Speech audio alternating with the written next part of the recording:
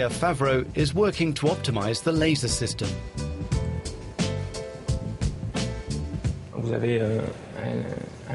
You have a mirror that rotates and a laser beam that fires into the mirror. The laser's direction changes according to the position of the mirror. And from that information, the obstacles or the absence of obstacles, that means open space, and moving obstacles, you have all the information that you need to then follow a path and avoid pedestrians and cars.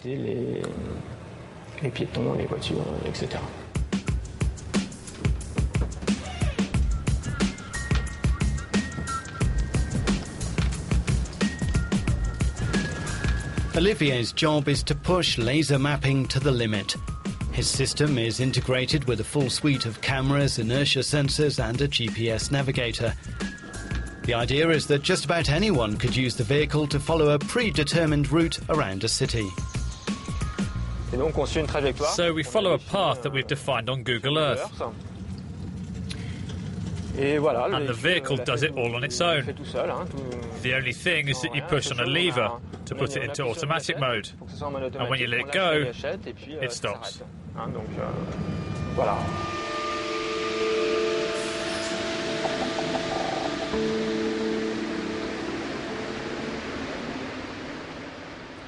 In cities, we need to use the urban fabric to produce our energy. That is mainly the buildings. So I think one big part is going to be solar, because it can be so easily and nicely integrated into buildings.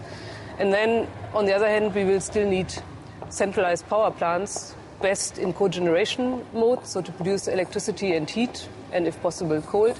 And then we need networks to distribute that energy.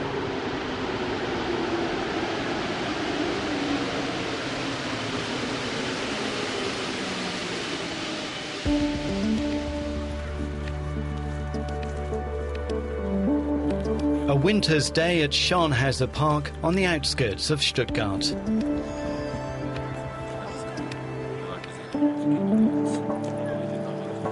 It's cold, and the biomass plant is working to full capacity.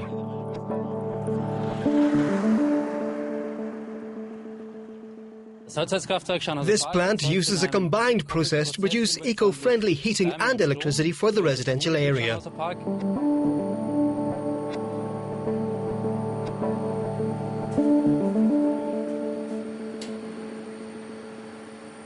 The energy source is biomass, which means regionally sourced waste wood from landscaping. The power plant uses around 200 cubic meters of this material per day. In so doing, it satisfies 80% of the yearly demand of the area, so that means 10,000 people. And at the same time, the power plant produces electricity for 5,000 households.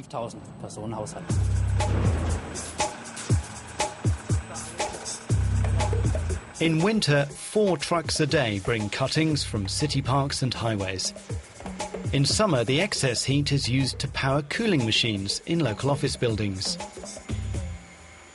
The energy efficiency of this plant is particularly high because the whole heat production is used, and we reach an efficiency ratio of 89% with this facility.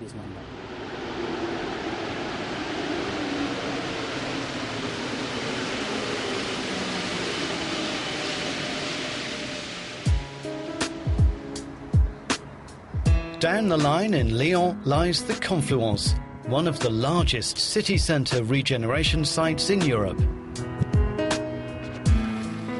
As this old industrial zone is reborn, so new sources of energy are introduced. In many basements lie small wood chip biomass plants. And all across the Confluence are solar panels.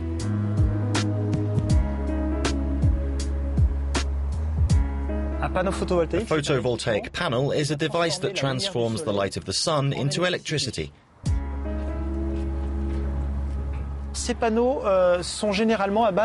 These panels are normally made using silicon. These are semiconductor elements made from silicon that have the physical property of being able to transform photons of light into an electric current.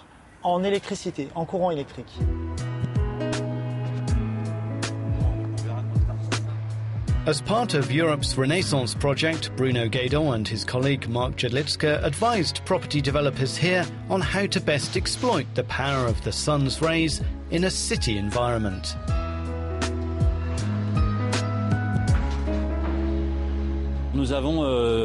We identified the potentials, we measured the surface that was available, we tried to help the constructors, the promoters, the architects for these buildings, so that they could put the biggest possible surface area of photovoltaics on their buildings.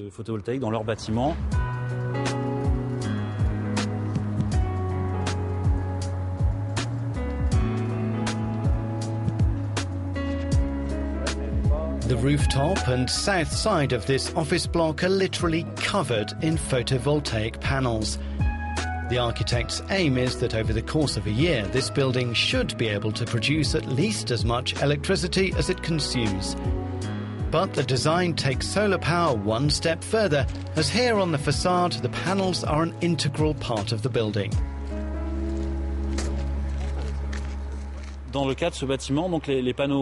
case of this building, the photovoltaic panels have a double function. A function to produce electricity, that's why they're there, but also you can see from how they're aligned, they serve as sunshades. They shade the floor below, and that means in summer, when the sun is very high, the windows below receive less sunlight than if the panels weren't there, so they're able to reduce the demand for air conditioning.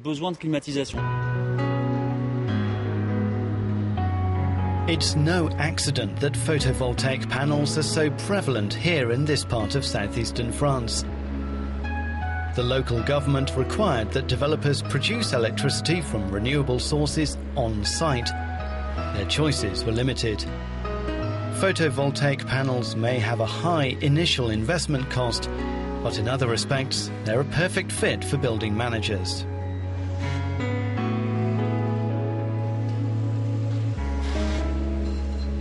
The special characteristic of photovoltaic is that it produces energy without any moving parts, without any emissions whatsoever, contrary to all other ways of producing electrical energy which use rotating machines, which need maintenance of the mechanisms, and which generate noise. Here we have electricity being produced without any moving parts, so without any noise.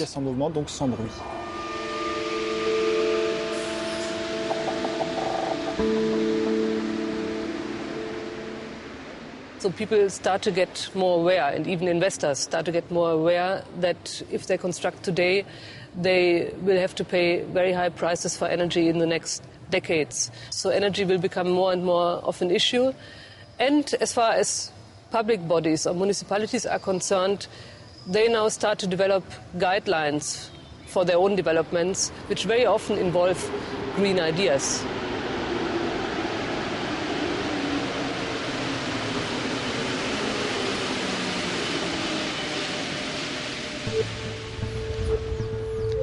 The fresh tarmac of the Parc de l'Alba on the outskirts of Barcelona.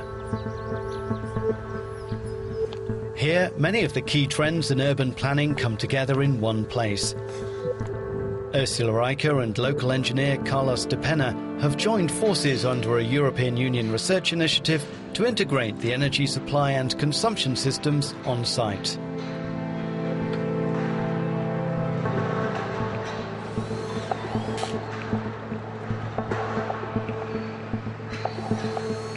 More than new technologies, what we've sought is new applications of existing technologies. In that sense, the improvement in thermal isolation, for example, which is obligatory in our regulations, will really reduce the demand for energy. We're also aiming to have road traffic and pedestrian traffic live happily side by side. With that in mind, we're promoting the use of public transport with the construction of a new intermodal station and the use of bicycles by constructing bike paths on absolutely every street.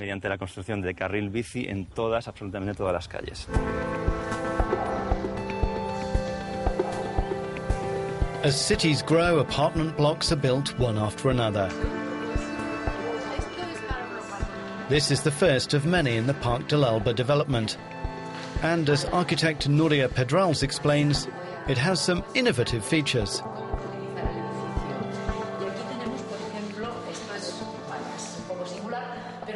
Here you have this panel, which we have put in all the apartments for the residents, which explains the different positive features that there are in the flat and how to use them. Here we have a diagram, for example, for the cross ventilation, and of how they have to manage the windows in the winter and in the summer to get the most benefit from it. A total of 3,500 apartments like this will be built, a third of them low-rent social housing.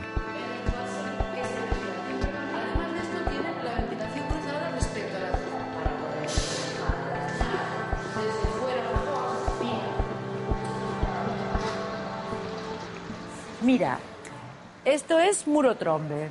This is a tromba wall, all of these distinctively colored pieces. It's an old technology, as you know, which stores heat in the winter and then translates it to the interior of the flat.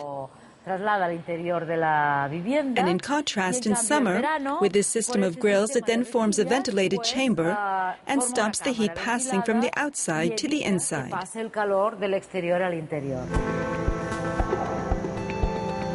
At the heart of the Parc de l'Alba will be 4 plants generating electricity while also powering heating and cooling systems.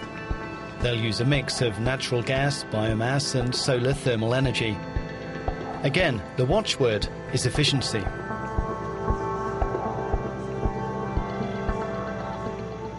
The energy that we produce is going to be used for the following things. On one hand, the electricity will be injected into the grid, and on the other side, the excess heat or cold will be used in a district heating and cooling network for air conditioning the buildings.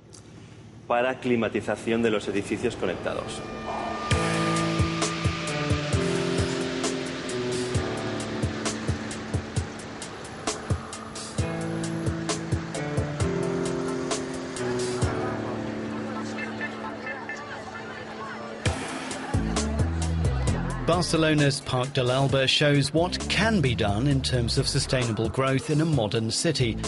But the project is unusual. I think one major problem is that we know in principle what the solutions are. The technological solutions are there, both for the buildings and also for the renewables. But nobody's doing it at a large scale, and this is mainly due to costs and a certain insecurity of whether it really will work. So we need large-scale demonstration projects where we can show that the technologies work, that they might be still a bit more expensive than conventional technology, but in the future, within 10 or 20 years, they will certainly pay off.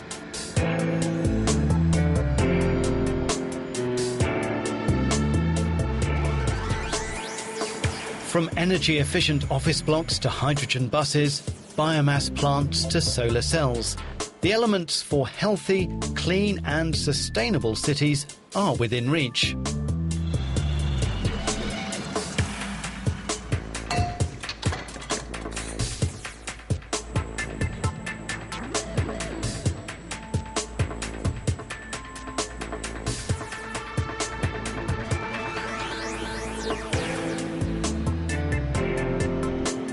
We are currently in a transition phase. The energy costs have gone up significantly during the last years, and everybody is becoming more aware that the fossil resources are limited.